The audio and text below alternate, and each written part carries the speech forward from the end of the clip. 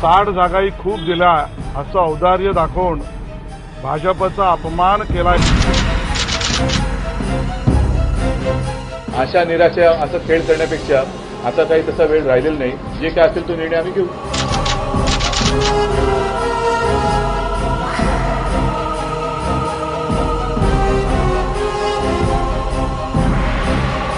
युतीच्या चर्चेची डेडलाईन उलटून गेली, पण अजूनही चर्चा मात्र पहिल्याच पानावर आहे।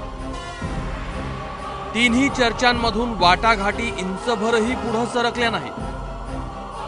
उलट पक्षी फक्त 60 जागांची ऑफर देऊन शिवसेनेनं अपमान केल्याची भावना भाजपमध्ये आहे।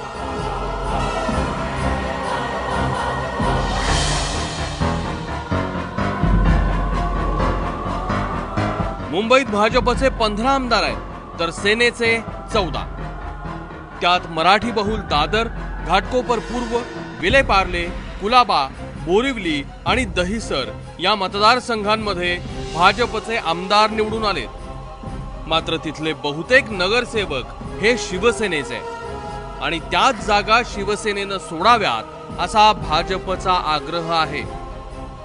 मात्र शिवसेनेला भाजपच्या वाढलेल्या ताकदीचा दावाच मान्य आहे आणि त्यामुळेच 2 दिवसांपासून चर्चा ठप्प आहे।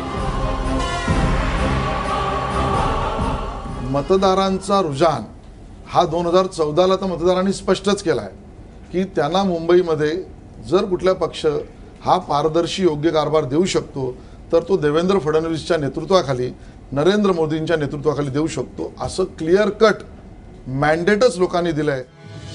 आमदारांच्या संख्येवरून ताकद वाढल्याचा दावा करणं चूक असल्याचं शिवसेनेचं मत आहे। मुंबईत शिवसेनेचे 14 आमदार आहेत। मराठी बहुल वरळी, शिवडी, अणुशक्तीनगर, भांडूप, चेंबूर, कुर्ला आणि कलिनामधून शिवसेनेचे आमदार निवडून आले। मात्र त्याशिवाय सुद्धा शिवसेनेच्या शाखांचं नेटवर्क, लोकांमध्ये असलेला संपर्क आणि सध्याच्या विद्यमान नगरसेवकांचं काम हे पाहिलं तर शिवसेना मुंबईत भाजपपेक्षा जास्त तगडी असल्याचा दावा आहे। त्यामुळं शिवसेनेनं भाजपला ऑफर केलेल्या 60 जागाही जरा जास्तच असल्याचा खोचक टोला संजय राऊतांनी लगावलाय। विधानसभेला 1-2 आमदार जास्त कोणाचे आले गेले म्हणून ते हिशोबाला बसून ते आकडे लावत आम्ही बसत नाही।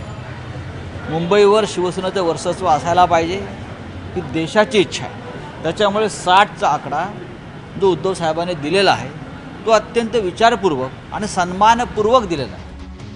शिवसेना आणि भाजपच्या ताकद वाढल्याच्या मुद्द्यावर राजकीय विश्लेषकांची मात्र मतमतांतर आहेत। महापालिकेच्या जागा आणि विधानसभेच्या जागा अशी तुलना होऊ शकत नाही ना, हे भाजपलाही मान्य आहे।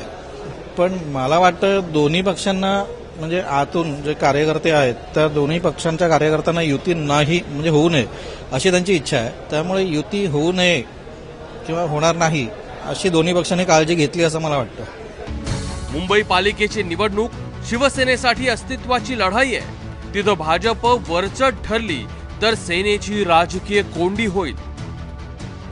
भाजपऐवजी लोकांचा कौल शिवसेनेला मिळाला तर ताकद वाढल्याचा दावा आणि फडणवीसांचं नेतृत्व या दोन्हींवर प्रश्नचिन्ह लागेल। ब्युरो रिपोर्ट, एबीपी माझा।